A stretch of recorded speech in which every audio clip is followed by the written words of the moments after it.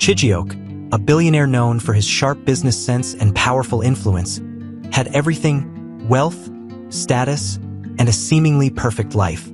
However, beneath the surface, he was plagued by one pressing question. Could he really trust the loyalty of his young wife, Amaka? His past experiences in both business and relationships had taught him that money often clouded true intentions, and Chijioke couldn't shake the feeling that Amaka's love might be tied to his wealth. Late one night, Chijioke decided to take a drastic step to uncover the truth. Before executing his plan, Chijioke sought counsel from his longtime driver, Emmanuel, and his personal doctor, Dr. Kalu. Chijioke paced around his luxurious office for several minutes. He had called Emmanuel and Dr. Kalu for a meeting. He needed them to be part of his plan, something he never imagined he'd be doing, yet here he was. The door to his office opened, and Emmanuel stepped inside, followed closely by Dr. Kalu. Emmanuel was a man in his late 20s, loyal and steadfast, having driven for Chijioke for over a decade. Dr. Kalu, on the other hand, was a more recent acquaintance, a brilliant physician but someone Chijioke trusted implicitly with his health. "Good evening, sir," Emmanuel greeted, taking off his cap and bowing slightly. He was always respectful, never stepping out of line. "Evening, Chijioke," Dr. Kalu said with a nod. He seemed slightly puzzled by the unusual late-night call. Chijioke motioned for them to sit, his fingers drumming lightly on the glass surface of his desk. "Thank you both for coming. I know it's late, but I have something important to discuss. What I'm about to say must stay between us. No one else can know, especially not Amaka." The two men exchanged glances, sensing the seriousness of the situation. Chijioke cleared his throat, his voice steady but tense. "I need your help with something unconventional." He paused, weighing his words. "I'm going to stage an accident. I want Amaka to believe I'm paralyzed." Emmanuel's eyes widened slightly, while Dr. Kalu frowned, leaning forward in his chair. "What exactly are you trying to accomplish with this accident, Chijioke?" the doctor asked. Chijioke hesitated for a moment. "I need to know if Amaka truly loves me, or if she's only with me for the money. I can't shake this feeling, and the only way to find out is to see how she reacts when things go wrong. If she stays by my side through this, I'll know her feelings are genuine." Emmanuel rubbed the back of his neck, clearly uncomfortable. "Sir, this is a big risk. What if something goes wrong? And how long do you plan to keep this up?" "I've thought about all of that, Emmanuel," Chijioke replied. "We'll make it look real but safe. That's where you and Dr. Kalu come in. I need you, Emmanuel, to stage the accident. You'll be driving when it happens. And, Dr. Kalu, I'll need you to corroborate the story, to tell Amaka I'm paralyzed." Dr. Kalu's frown deepened. "This isn't a small thing you're asking, Chijioke. Faking a medical condition, especially something as serious as paralysis, can have lasting consequences. Are you sure you want to go through with this?" Chijioke nodded, resolute. "I've never been more certain about anything in my life. I need to know the truth." Emmanuel sighed, realizing there was no talking him out of this. "All right, sir. How do we do this?" The plan was set in motion. The following evening, Chijioke sat in the back seat of his sleek black SUV as Emmanuel drove through the quiet streets of Lagos. They were headed towards a secluded road that was rarely used at night, the perfect place to stage the accident. Chijioke's heart pounded in his chest as they neared the predetermined location. His phone buzzed. It was Amaka, asking when he'd be home. "I'll be back late," he texted back, feeling a pang of guilt. He loved her, he really did. But this was the only way to be sure. Emmanuel glanced at him through the rearview mirror. "We're almost there, sir. You sure about this?" "Yes, Emmanuel. Do it exactly as we discussed." Emmanuel nodded, gripping the steering wheel tightly. As they approached a sharp bend, Emmanuel suddenly jerked the wheel hard to the right, sending the car crashing into a ditch by the side of the road. The impact was controlled but forceful enough to make it look convincing. Chijioke, having braced himself, was flung slightly forward, his body slamming into the seatbelt. He groaned, playing his part. "Call Dr. Kalu," he instructed. Within minutes, the blare of sirens filled the air as Dr. Kalu arrived with an ambulance. The paramedics hurried to the scene, treating the situation as a real emergency. They lifted Chijiok onto a stretcher, his body limp and unresponsive. Emmanuel stood by, his face a mask of worry and tension, playing his role perfectly. Dr. Kalu stepped forward, directing the paramedics. "Careful with his spine," he ordered. "We suspect a spinal cord injury." Chijiok kept his eyes closed, his breathing shallow. He had to sell this lie to make it convincing. Every move and every reaction had to be flawless. As they loaded him into the ambulance, Dr. Kalu climbed in beside him, giving Emmanuel a final, grim nod. Inside the ambulance, Dr. Kalu leaned down, whispering urgently, "This is the moment, Chijiok. From here on, you're paralyzed. Remember that." Chijiok blinked slowly, signaling his understanding. He would have to live this lie day in and day out, endure the consequences of his own test. He had no choice now. Now, several hours later, after Dr. Kalu and Chijiok had arrived at the hospital, Amaka, who had heard of what happened from a phone call by Emmanuel, rushed into the hospital, her face pale, eyes wide with fear. Emmanuel stood in the hallway, his arm in a sling, looking downcast. He glanced up as she approached, and their eyes met. "What happened?"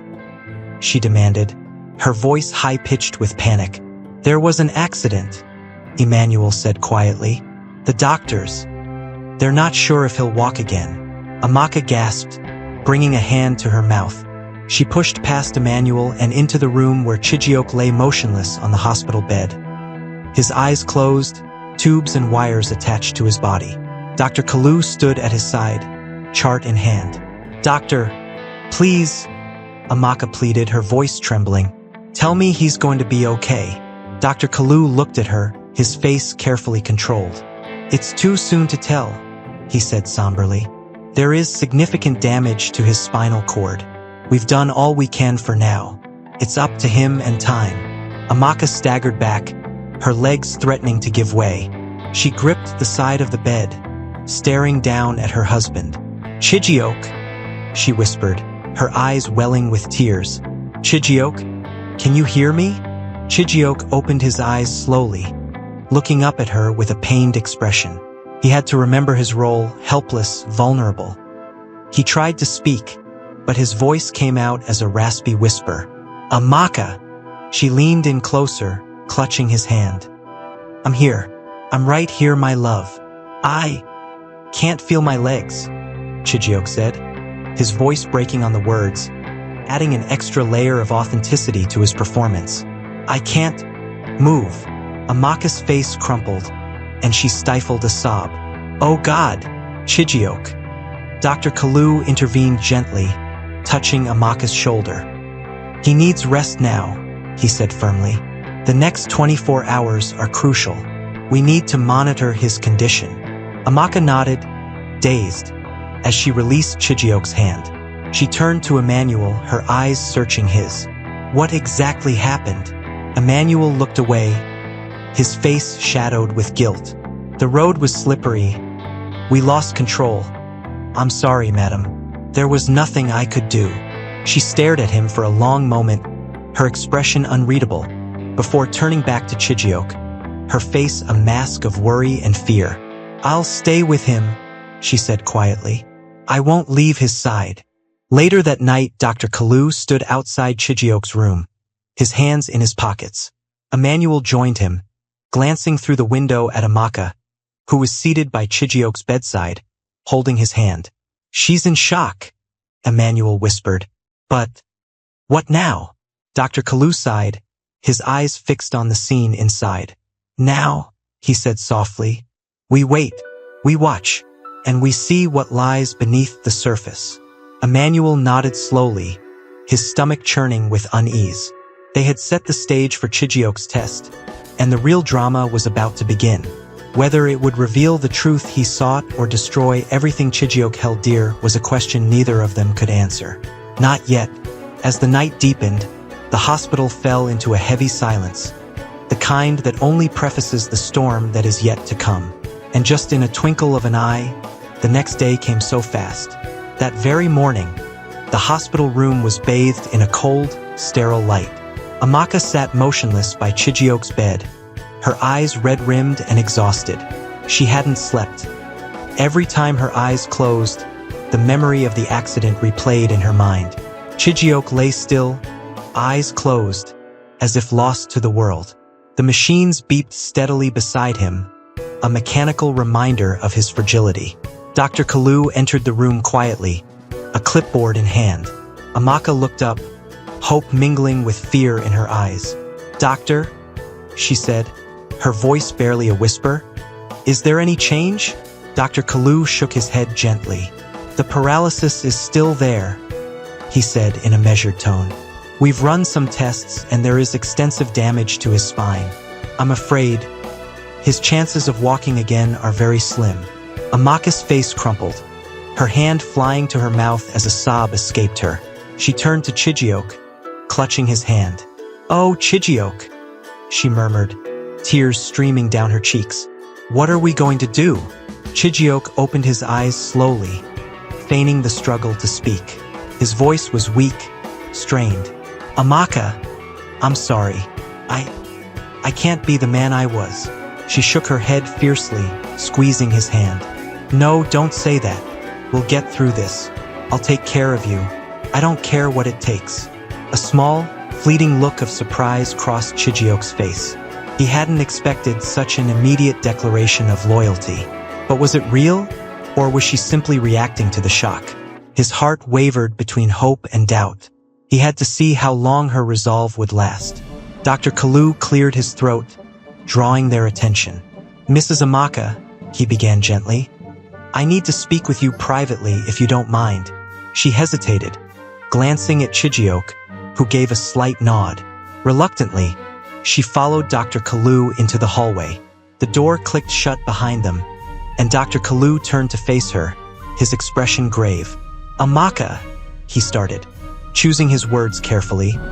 "Chijioke's condition is going to require a lot of care. This is going to be a difficult journey, physically, emotionally, and financially." She looked at him with wide, frightened eyes. "What are you saying, doctor? That I should give up on him?" "No," Dr. Kalu replied quickly. "Not at all. But you need to understand what this means. His business, his life, it's all going to change. He'll need constant support. Are you prepared for that?" Amaka drew a shaky breath. "I love him," she said, her voice quivering but determined. "I married him for better or worse. This is just a test of that vow, right?" Dr. Kalu paused for a moment in shock. He wondered if she had somehow figured out this was all a setup. But no, after taking a few seconds to scan her face for any sign of doubt. He realized that there was none, at least not yet. So he nodded slowly and responded, "Yes, a test," he echoed. "A very challenging one." After their discussion, Amaka returned to Chijioke's side in his room to reassure him, forcing a smile. "Doctor says you need rest," she said softly. "I'll be here, though. I'll be here every step of the way." Chijioke watched her, his mind churning. Was she putting on a brave face, or did she truly mean it? It was too early to tell. He had expected some initial sympathy, of course. Any wife would show concern after an accident. But he knew that the true test would come in the weeks and months ahead. He closed his eyes, feigning exhaustion, as Amaka settled into the chair beside him. Slowly but surely the days flew by one, each one marked by a repetitive cycle of medical care and silent, awkward exchanges. Amaka busied herself with the tasks of caring for Chijioke, bathing him, feeding him, and attending to his every need. She kept up a cheerful demeanor, but there were cracks starting to show, moments when her smile faltered when frustration flashed in her eyes. Emmanuel noticed it first. He observed quietly from the background, his role now reduced to an errand boy, fetching supplies and delivering meals. One afternoon, as he brought in Chijioke's lunch, he caught a fleeting glimpse of Amaka's expression as she struggled to lift Chijioke into a sitting position. Her face was tense, her jaw clenched in irritation. Emmanuel cleared his throat softly, and she quickly masked her irritation with a strained smile. "Thank you, Emmanuel," she said, her voice clipped. "You can leave it on the table." Emmanuel did as he was told, glancing at Chijioke, who remained silent, his eyes watching Amaka's every move. After Emmanuel left the room, Amaka let out a long sigh, slumping into the chair beside the bed. "This is hard," she muttered almost to herself. "I never imagined it would be this difficult." Chijioke remained quiet, his heart thudding in his chest. It was the first crack in her armor, the first sign that the burden was weighing on her. He wanted to reach out to comfort her, but he held back. This was the moment he had been waiting for. He needed to see where this would lead. Later that evening, Amaka sat by the window, staring out into the darkness. Chijioke watched her, sensing the growing tension in the room. Finally, she spoke, her voice tinged with bitterness. "I don't know how we're going to manage," she said without turning around. "Your business, our life, everything is falling apart. We'll find a way," Chijioke replied, his voice steady. "Together," he said in a reassuring tone. She turned to look at him, her eyes glistening with unshed tears. "Together?" she echoed bitterly. "You're paralyzed, Chijioke. You can't help with anything." The words cut through him like a knife, sharper than any physical pain. But he kept his expression neutral. "I can still think," he said softly. "We can still plan. We're not defeated, Amaka." She let out a harsh laugh, turning away again. "It's easy for you to say. You're not the one doing everything." For a moment, silence filled the room, heavy and suffocating. Chijioke closed his eyes, fighting the wave of guilt and anger that rose within him. Was he pushing her too far? Or was this the truth he had been seeking? Amaka stood up abruptly, walking toward the door. "I need some air," she muttered, leaving the room without another word. As the door closed behind her, Chijioke let out a shaky breath. His heart ached, torn between his need for the truth and the realization that he might be driving a wedge between them that could never be repaired. In the empty room, he lay there, staring at the ceiling, wondering if he had gone too far. The test was only beginning, but the cost was already higher than he had anticipated. Luckily, the following week, Chijioke was discharged from the hospital and brought home in an ambulance. As he was wheeled into the mansion, the grandeur of his surroundings somehow filled him with hope and fear. On one hand, he was finally home. On the other, he still had to keep faking his life to test his wife. No one even him knew how long this test was going to last, and that was the most frustrating aspect of it all. As he was wheeled into his home that very day, his domestic staff stood quietly, their eyes filled with a mix of pity and uncertainty. Amaka walked beside the stretcher, her face a mask of determination, but her eyes betrayed her inner turmoil. "Welcome home, sir," Emmanuel said, his voice somber as he pushed the wheelchair into the living room. Chijioke glanced around, taking in the familiar opulence that now felt strangely alien. He was no longer the master of this domain. He was a prisoner in his own home.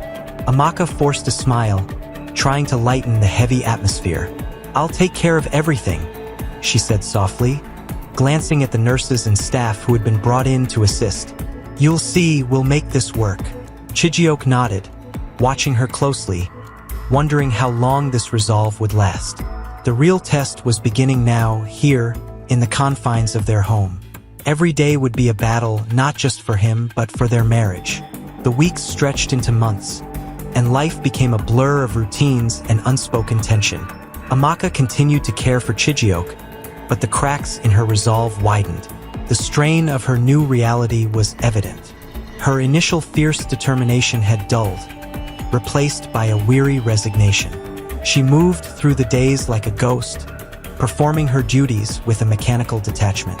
Chijioke watched her closely, his emotions a tumultuous storm. He had thought he was prepared for this, to see her struggle and watch for signs of her loyalty breaking. But the reality was far more painful than he had imagined. Every sigh, every moment of hesitation, cut into him like 1,000 knives. Yet, he remained steadfast in his deception, waiting for the undeniable truth to surface. One evening, as the sun dipped below the horizon, Amaka sat at the edge of Chijioke's bed, her shoulders slumped in defeat. She stared at her hands, her eyes hollow. Chijioke glanced at her, a pang of guilt shooting through him. He wanted to reach out and erase the pain in her eyes, but he knew he couldn't break the facade now. "Amaka," he said gently, "you've been doing so much. Maybe you should take some time for yourself. Go out, see friends. You don't have to be here all the time." She turned to look at him, surprise flickering in her eyes. "You want me to leave?" she asked, her voice barely above a whisper. "No," he replied quickly. "I just don't want you to feel trapped. You deserve a break, some time away from all of this." Amaka's gaze softened for a moment, and then she looked away. "I wouldn't even know where to go," she muttered. "My life revolves around this room now." Chijioke felt a lump form in his throat. This was exactly what he had feared. That in seeking the truth, he had reduced their relationship to this, a prison of suspicion and hidden motives. He closed his eyes, fighting the urge to confess everything then and there. But he reminded himself of the purpose. If her loyalty was genuine, it would endure. If not, the sound of the doorbell interrupted his thoughts. Emmanuel entered the room, glancing between them awkwardly. "Madam," he said hesitantly, "you have a visitor." Amaka frowned, standing up. "A visitor? Who?" "Ifani," Emmanuel replied, a shadow passing over his face. "He said he's here to check on you and Oga." Chijioke's heart skipped a beat at the mention of Ifani. He was an old acquaintance, charming and wealthy, with a reputation for being a smooth talker. Chijioke had always felt uneasy around him, suspecting his intentions were less than honorable. Now, with Ifani entering their lives again, the test was about to take a dangerous turn. Amaka hesitated, looking back at Chijioke. "Should I tell him to leave?" she asked, her voice uncertain. "No," Chijioke said slowly, keeping his tone neutral. "Let him in. It's fine." She nodded, clearly confused, and left the room. Chijioke listened as her footsteps receded down the hall, his mind racing. This was a twist he hadn't anticipated. Ifani's presence could either reaffirm Amaka's loyalty or reveal the cracks he feared. Amaka walked into the living room, her face carefully composed. Ifani stood near the window, his tall frame silhouetted against the evening light. He turned as she entered, his face breaking into a warm smile. "Amaka," he said, his voice smooth, "it's good to see you. I heard about Chijioke and came as soon as I could." She nodded stiffly. "It's been difficult," she admitted, "but we're managing." Ifani's eyes softened as he took a step toward her. "I can't even imagine how hard this must be for you," he said sympathetically. "If there's anything I can do to help, anything at all, just say the word." Amaka forced a smile, feeling a mix of relief and discomfort. "Thank you," she replied, "but we're fine for now." He studied her quietly, his gaze lingering a moment longer than necessary. "You don't have to be so strong all the time, you know," he said gently. "It's okay to admit when you're struggling."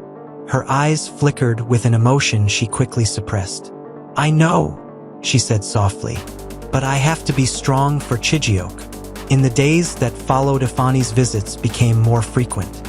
He would drop by under the guise of checking on Chijioke and offering support. But Chijioke could see the way Ifani's eyes lingered on Amaka, the subtle compliments he showered on her. It was infuriating to watch, yet Chijioke remained silent, trapped in his own web of deceit. He had set this trap himself, and now he was forced to see how it played out. One afternoon, Ifani arrived with a bottle of wine and insisted they have a small gathering to lift everyone's spirits. Chijioke watched as Amaka hesitated before nodding, a shadow of reluctance crossing her face. They gathered in the living room, Chijioke in his wheelchair, Amaka and Ifani seated opposite him. Ifani poured the wine, handing a glass to Amaka. "To resilience," he toasted, raising his glass. "To face life's challenges with grace." Amaka forced a smile, clinking her glass with his. Chijioke watched her carefully. He could see the strain in her eyes, the cracks in her composure. The test was becoming unbearable for both of them. Yet he remained silent, waiting for the dam to break, almost like he was praying for her to break character and prove him right. But then after a few glasses, Ifani began to reminisce about the past, telling stories that made Amaka laugh, a sound that had become rare in their home. Chijioke felt a pang of jealousy and something else. Fear. Was she finding solace in Ifani's presence? Was he the escape she needed from the life that Chijioke had forced upon her? Ifani turned to Chijioke, his expression overly concerned. "How are you holding up, Chijioke?" he asked, his tone deceptively sincere. "This must be incredibly hard for you." Chijioke forced a thin smile. "It is," he replied coolly. "But we're managing." Ifani nodded, his gaze flicking to Amaka. "You're lucky to have a strong woman like Amaka by your side," he said, his voice dripping with admiration. Amaka looked down, her fingers nervously tracing the rim of her glass. "I'm just doing what any wife would do," she murmured. Chijioke's heart twisted. There it was, the ambiguity, the uncertainty that haunted him. He needed more, a clearer sign, something undeniable. The real test came on a rainy afternoon. Amaka was in the kitchen, washing dishes, when Ifani arrived unexpectedly. Chijioke, from his position in the living room, watched as Amaka hesitated at the door, her expression a mix of surprise and annoyance. "I didn't know you were coming," she said, not quite meeting Ifani's eyes. "I just wanted to check in," he replied smoothly, stepping closer. "You seemed upset the last time we spoke." Amaka glanced at Chijioke, who was watching them with a blank expression. "I'm fine," she said, her voice tight. "You shouldn't be here without calling." Ifani's eyes narrowed slightly, but he quickly recovered, offering a charming smile. "I was worried about you, Amaka. I know this is hard, and I just want to help." She crossed her arms, looking conflicted. "Ifani, you need to leave." He stepped closer, his voice dropping to a whisper. "You don't have to do this alone," he said urgently. "There's no shame in admitting you need more than this, more than him." Chijioke's heart pounded in his chest. All he could fathom was Ifani's audacity to come into his home and try to seduce his wife in his weakest state. But then again, this was it, the moment of truth. Would Amaka falter? Would she give in to the temptation standing before her? Amaka's face hardened. She raised her hand and pointed to the door. "Get out," she said, her voice trembling with a mix of anger and resolve. "I love my husband. I won't listen to another word." Ifani's face contorted with surprise, then fury. Without another word, he turned and stormed out, slamming the door behind him. Amaka stood there, breathing heavily, her body shaking. Chijioke felt a wave of relief wash over him. She had chosen him despite everything. Yet the guilt surged up almost immediately. He had put her through hell, forced her into a situation where she had to prove her love in the cruelest way possible. Amaka turned to him, her eyes blazing. "You knew, didn't you?" she said, her voice raw. "You knew what he was trying to do, and you let him keep coming back. You never complained, you never said a word, which is unlike you even in your current state. Why?" Chijioke was silent, the truth hovering on his lips. He stared at her, seeing the woman who had stood by him, despite his doubts and insecurities. How could he explain this test, this trap he had laid for her? "I needed to know," he finally said, his voice breaking. "I needed to know if you truly loved me, or you just loved my money, my status, and my power." Amaka's eyes widened, her mouth dropping open in disbelief. She took a step back, her hand instinctively going to her chest as if to steady her racing heart. "You needed to know?" she repeated, her voice quivering. "You put me through all of this? To test me?" Chijioke's throat tightened. He had imagined this moment countless times, but now that it was here, the words stuck in his mouth like dry sand. "Amaka, please," he pleaded, his voice barely above a whisper. "It wasn't about hurting you. It was about the truth." "The truth?" Amaka let out a bitter laugh, one that cut through the air like a knife. "The truth, Chijioke, is that you doubted me. From the very beginning, you doubted my love for you. And instead of talking to me, instead of trusting me, you chose to trap me in this this sick game. Chijioke tried to reach out, his hand trembling. I was afraid, he admitted, his voice cracking with the weight of his confession. I was afraid that you only loved me for my money, for the life I could give you. Amaka stared at him, her eyes shimmering with unshed tears. So you decided to fake a paralysis? She asked, her voice rising in anger. To make me prove myself? How could you do that, Chijioke? How could you be so cruel? He swallowed hard, his eyes pleading. I didn't see any other way. I needed to see how you would act when everything was taken away. She shook her head, the tears finally spilling over. You didn't take everything away, she said, her voice breaking. You just made me live in a lie. Every single day. I cared for you, worried about you, suffered with you. And all this time, it was just a test to you. Chijioke's eyes blurred with tears of his own. I was wrong, he whispered, the realization crashing over him like a wave. I see that now. I see how much I've hurt you, how much I've hurt us. Amaka turned away from him, her shoulders shaking with silent sobs. You don't get it, do you? She choked out. It's not just the lie. It's that you didn't trust me. You never trusted me. And now, I don't know if I can ever trust you again. Her words struck him like a physical blow, the full impact of his actions settling into his bones. The truth was laid bare between them, stark and unforgiving. He had tested her, doubted her, and in doing so, he had destroyed the very foundation of their relationship. Amaka, he said, his voice desperate, I know I've broken something between us, but I want to make it right. Please, give me a chance to make it right. She didn't turn around. For a long, agonizing moment, she stood there, her back to him, the only sound in the room the ragged gasps of her crying. Then, slowly, she lifted her head and turned to face him. How do you make right what you've broken? She asked, her voice hollow. You made me live a nightmare, Chijioke. You made me question my own sanity, my own love. How do we come back from that? Chijioke opened his mouth, but no words came out. He had no answers, no magic solution to fix the mess he had created. All he had was his guilt and the faint hope that somehow she could find it in her heart to forgive him. Amaka wiped her eyes, her expression hardening. I need time, she said quietly, her voice like the calm after a storm. I need time to think, to figure out if I can even look at you the same way again. She turned and walked towards the door, her movements stiff and controlled. Chijioke watched her go, his heart in his throat. Amaka, he called out, his voice a pained whisper, but she didn't stop. She didn't look back.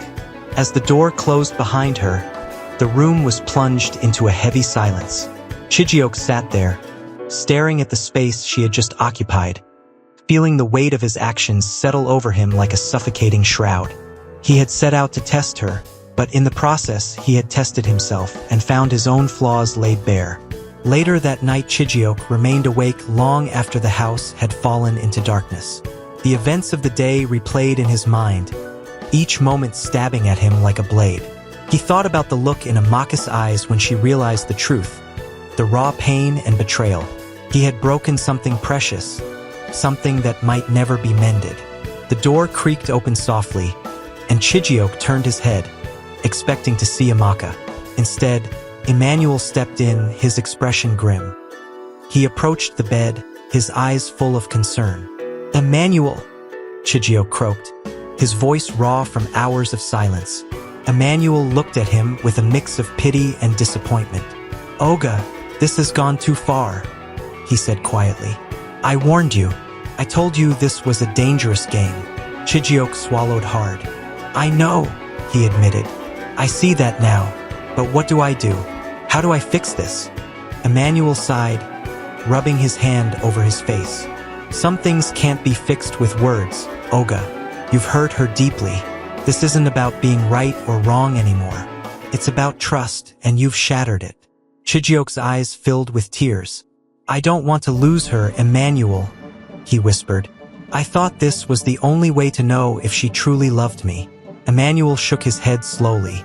Love is built on trust. Without trust, love is it's just a word.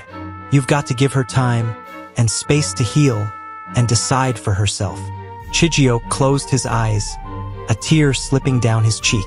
I don't deserve her forgiveness. Maybe not, Emmanuel replied softly. But that's not for you to decide. She has to come to that on her own. Back in Amaka's room, Amaka sat on the bed, staring at the wall. Her heart felt like it had been torn in two. She had loved Chijioke deeply, had devoted herself to him, only to find out it was all part of a twisted game, a test of her loyalty. The thought made her stomach churn with a mixture of anger and grief. She hugged her knees to her chest, her mind racing. Ifani's words echoed in her ears. You don't have to do this alone. And for a brief moment, she had felt a flicker of temptation, a flicker that scared her. She had been loyal, had chosen Chijioke time and again, and still he had doubted her. Could she ever forgive him? Could she ever look at him and not see the man who had manipulated her, who had forced her to prove her love under false pretenses? She didn't know, and that uncertainty weighed on her like a crushing burden. Amaka paced her bedroom, her thoughts a whirlwind of confusion and anger. Chijioke's betrayal felt like a stab to the heart. He had orchestrated this entire situation just to test her loyalty. The man she loved had become a stranger to her. She glanced at her phone on the nightstand. She couldn't stay here any longer. She needed space, distance from this house, from him. Without thinking further, she grabbed her bag, shoved some clothes inside, and snatched up her phone and keys. She couldn't bear to look at him, not now, maybe not ever. As she slipped out of the room, her heart pounded against her ribcage. Every step felt like a step towards an uncertain future. Emmanuel was nowhere in sight, and she took that as a blessing. She moved quickly, quietly, through the hallway, her breath hitching when she reached the front door. Taking one last glance at the house where her life had changed irrevocably, she opened the door and stepped out into the night. Amaka drove through the dark, empty streets, the car's engine the only sound in the silence of the night. Her hands gripped the steering wheel tightly, her mind replaying everything that had happened. The anger, the hurt, the betrayal. They mingled into a storm of emotions. How could he? She whispered to herself, tears blurring her vision. She had to get away, to think clearly without the oppressive weight of Chijioke's presence bearing down on her. She knew exactly where she was going. Her parents' house, a sanctuary where she could find comfort and clarity. They had always been her safe haven, and now, more than ever, she needed that sense of safety. But as she took a turn onto the highway leading out of the city, headlights flashed in her rearview mirror. Amaka glanced back, her heartbeat quickening. A black SUV was tailing her closely. She frowned, her grip on the steering wheel tightening. Why were they following her? She sped up slightly, hoping the car would pass, but it stayed behind her, matching her speed. Panic surged through her chest. Something was wrong, very wrong. Before she could react, the SUV swerved and rammed into the side of her car, causing it to veer off the road. Amaka screamed, struggling to keep control, but the car skidded into the ditch, coming to a jarring stop. She barely had time to breathe before the SUV pulled up alongside her. Two masked men jumped out, wrenching her door open. No, let go of me, Amaka screamed, kicking and struggling, but they were too strong. One of them clamped a hand over her mouth, while the other bound her wrists tightly with rope. They dragged her out of the car and towards their vehicle, her screams muffled against the man's gloved hand. Shut her up, one of the men growled. The other man pulled out a rag and forced it over her mouth and nose. A sickly sweet smell filled her senses, and within seconds, darkness engulfed her and she had been captured by the strange men. As all this was happening, Chijioke, back at home, was still in his room, the silence crushing him after Amaka had left the house in anger, and that was when his phone rang. He picked it up without checking the caller ID, his mind still occupied with thoughts of Amaka. Hello, Mr. Chijioke. A cold, unfamiliar voice hissed on the other end. Your wife is with us.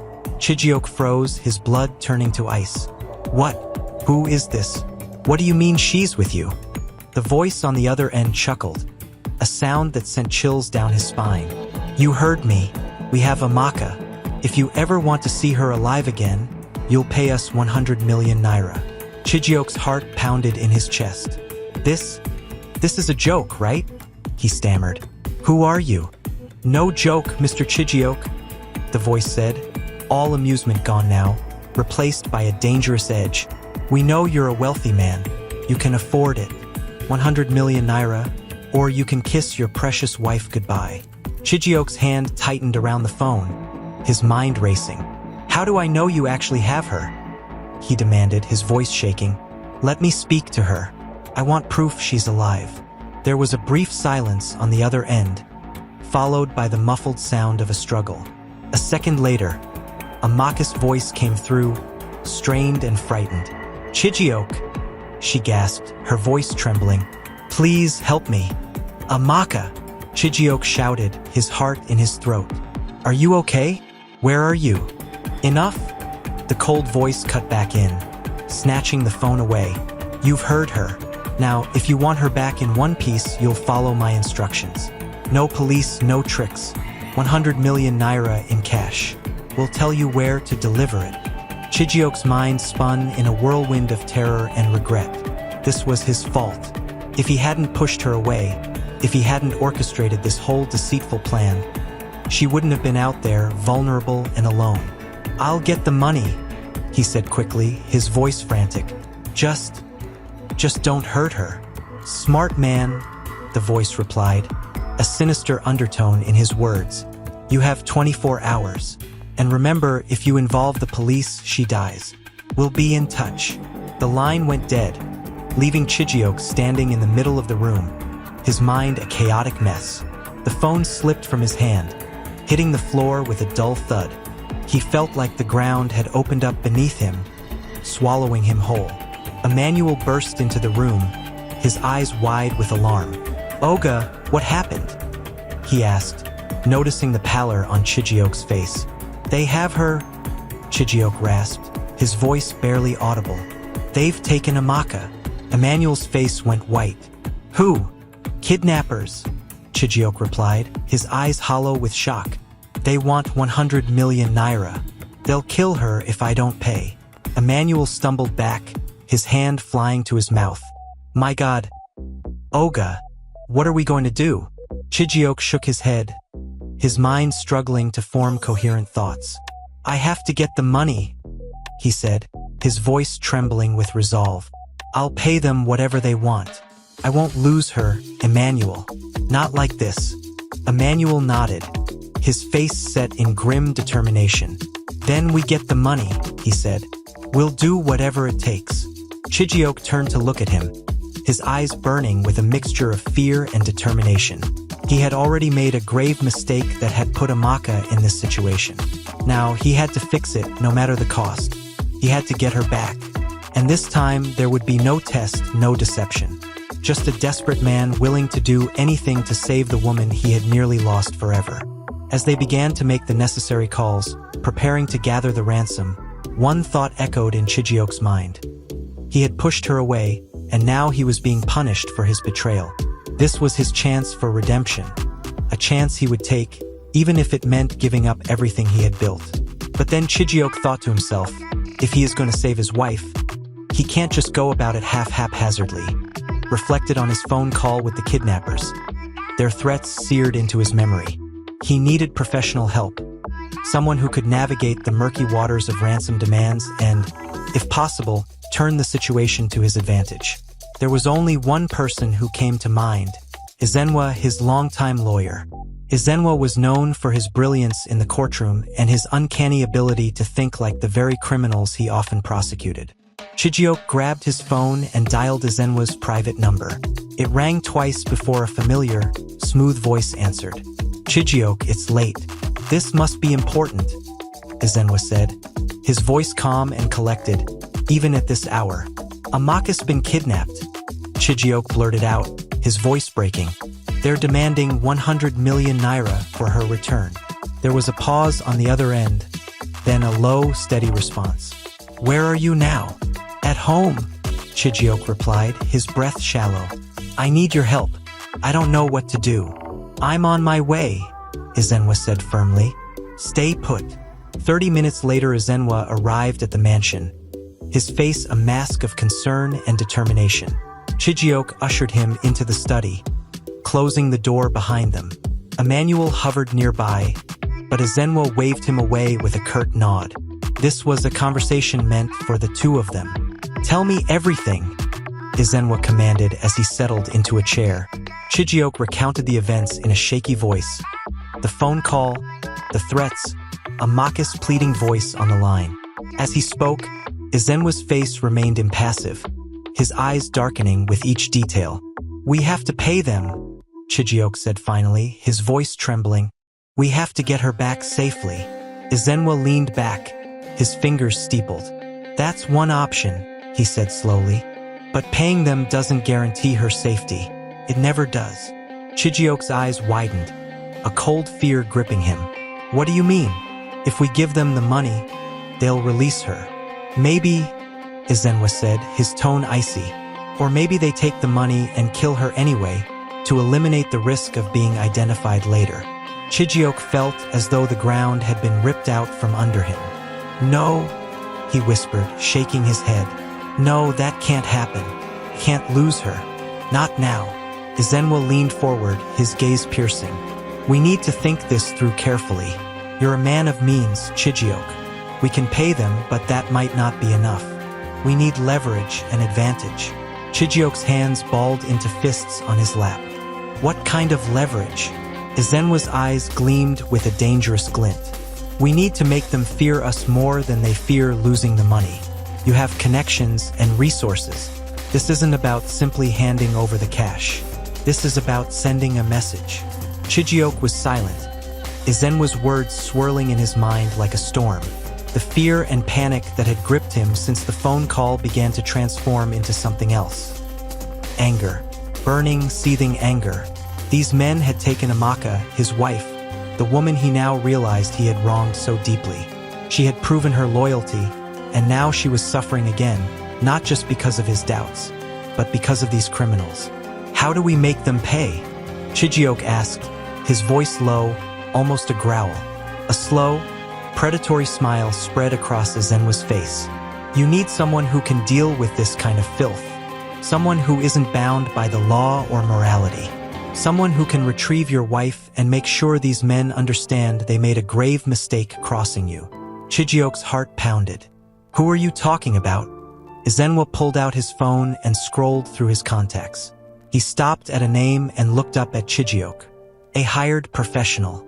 An assassin, if you will. He's discreet, efficient, and most importantly, ruthless. He doesn't just rescue.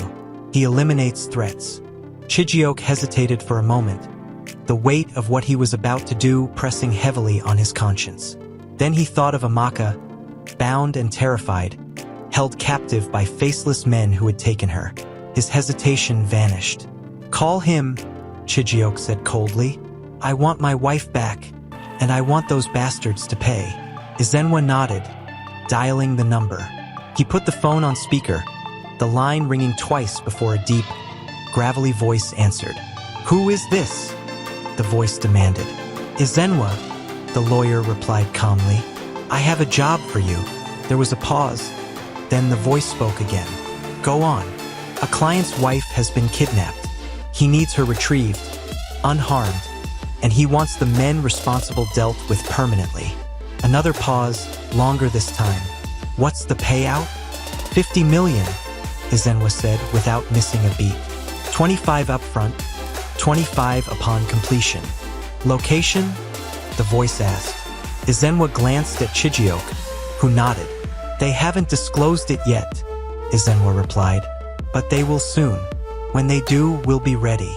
The voice on the other end let out a low chuckle. Fine, I'll handle it. Send the details when you have them. And the initial payment. Consider it done, Izenwa said, his tone devoid of emotion. The line went dead, and Izenwa pocketed his phone. He turned to Chijioke, his expression unreadable. It's in motion. When they contact you again with instructions, you'll comply. But we'll have our man in place. He'll follow the exchange, and once your wife is safe, he'll do what needs to be done. Chijiok nodded, his mind whirling with the gravity of what he had just agreed to. He was entering a world far darker than any business deal he had ever made.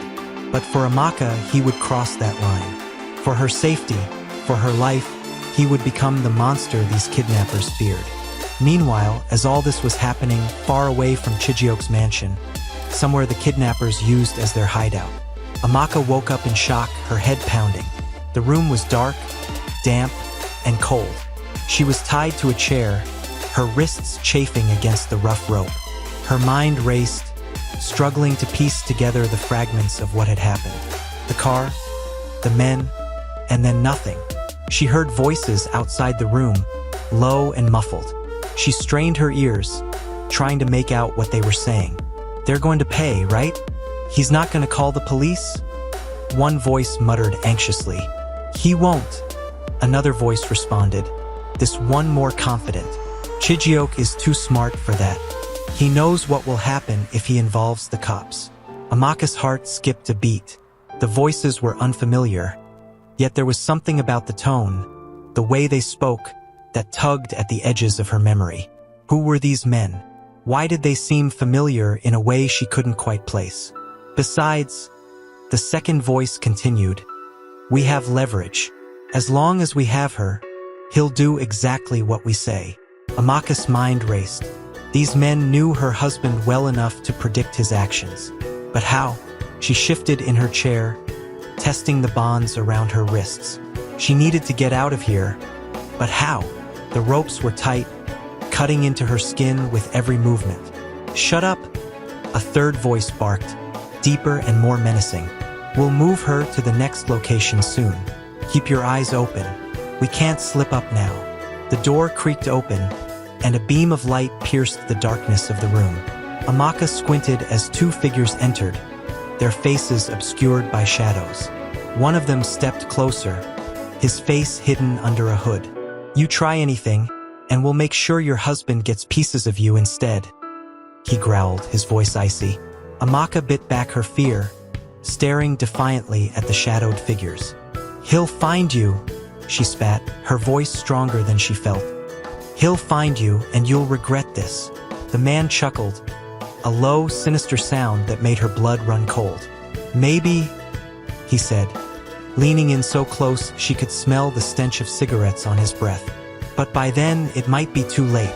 Amaka's heart pounded in her chest as they backed away, leaving her alone in the dark once more. She had to remain strong, to hold onto the hope that Chijiok would find her. But as the minutes ticked by, she couldn't shake the feeling that these men were more dangerous than she had initially thought. The familiarity of their voices gnawed at her, an unsettling feeling that she was missing something crucial. Meanwhile, back at Chijiok's home, Chijiok and Izenwa sat in silence, the air between them heavy with unspoken tension. Chijiok's phone sat on the desk, its screen dark and ominous. They were waiting, knowing the kidnappers would call again to arrange the ransom delivery. The minutes dragged on, each second stretching into an eternity. Chijiok sat at his desk, staring at the phone, waiting. His heart pounded with every tick of the clock. Suddenly, the phone rang, its shrill sound cutting through the silence like a knife. Chijiok grabbed it, pressing it to his ear. "Hello?" he said, his voice taut. "You have the money?" The voice on the other end was cold and detached. "I have it," Chijiok replied, keeping his tone steady. "Where do you want it?" "Tomorrow night. Abandoned warehouse off the old Ikoyi road," the kidnapper instructed. "You come alone. No police, no games. If we see anything suspicious, your wife dies." "Understood." Chijiok gritted his teeth. "If you harm her," the kidnapper cut him off. "You're not in a position to make threats. Do as we say and she lives. You try anything, and you'll be picking up pieces of her." Chijiok's grip tightened on the phone. His anger flared, but he forced himself to stay calm. "I understand. I'll be there." "Good," the kidnapper sneered. "And remember, if we so much as sense the police, it's over for her." The line went dead. Chijiok slowly lowered the phone, his face a mask of fury and fear. Izenwa leaned forward. What did they say? Chijioke took a deep breath, trying to steady himself. Tomorrow night, an abandoned warehouse on Ikoyi Road. They want me to come alone. Izenwa nodded, his eyes narrowing. Then we set our man into place. He'll follow and handle them once you have Amaka. Chijioke shook his head, his mind racing. No, it's not enough. Izenwa frowned. What do you mean?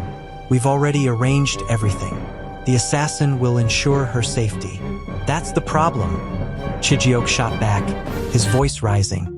I can't just sit back and hope this stranger does his job. This is my wife's life we're talking about. I need to be there. Izenwa's eyes widened slightly. You can't risk going in there. These men are dangerous. If they suspect anything... I know, Chijioke interrupted, his voice hard. But I have to be there. I have to see her with my own eyes. I can't leave her fate in someone else's hands. Izenwa watched him for a moment, then sighed. Very well, but you'll need to follow our plan. The assassin will handle the kidnappers. You go in to make the exchange, but you do not engage. Do you understand? Chijioke nodded, his jaw set. I understand. Izenwa picked up his phone, ready to call the assassin. I'll inform him of the change. He'll adjust his approach accordingly.